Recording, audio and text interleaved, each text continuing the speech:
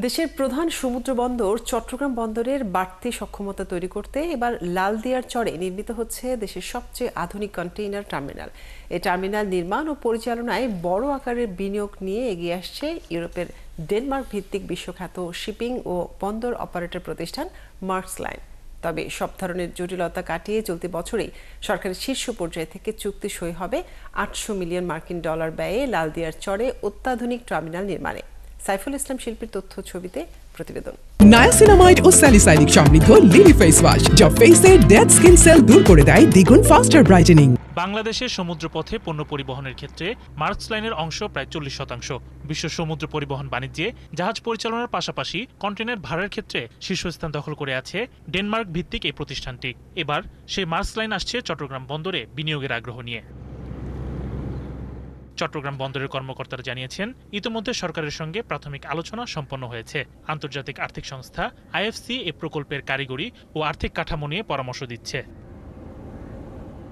কর্ণফুলীর পাড় ঘেঁষে লালদিয়ার চরে টার্মিনাল নির্মাণ করতে দীর্ঘ সময় ধরে চলে আসা বাংলাদেশ ও ডেনমার্কের আলোচনা এখন চুক্তি পর্যায়ে পৌঁছেছে। সবকিছু ঠিক থাকলে প্রতি বছরের শেষ দিকে চুক্তি সই হবে আশা চট্টগ্রাম বন্দর কর্তৃপক্ষের। আশা করছি চলতি বছরের ভিতরেই এটার চুক্তির কার্যক্রম আমরা সমাপ্ত করতে পারবো। সেই লক্ষ্যেই আমরা তাদের সাথে আলোচনা করছি। আমাদের এখন পর্যন্ত যে ধারণা আছে, এখানে ৮০০ মিলিয়ন ডলার প্লাস মাইনাস এখানে ইনভেস্টমেন্ট হবে। চট্টগ্রাম বন্দর মোহনার গুরুত্বপূর্ণ পয়েন্টে হচ্ছে লালদিয়ার চর। বিশেষ করে বন্দরের বহির্নোঙরের আলফা অ্যাঙ্কারেজের খুব কাছেই এই টার্মিনাল হতে যাচ্ছে। এছাড়া বন্দরের জেটিতে প্রবেশের ক্ষেত্রে দুটি বিপজ্জনক বাঁক এড়ানোর সুযোগ রয়েছে। এছাড়া নাব্য সংকটের জটিলতা না থাকায় ভিড়তে পারবে যে কোনো গভীরতার জাহাজ। তাই টার্মিনাল নির্মিত হলে দুই দেশই লাভবান হবে। তাদের 40% কন্টেনার এরকম বলা হয় যে বাংলাদেশের তারা পরিবহন করে, অর্থাৎ তাদের জন্য মার্কেট রেডি আছে।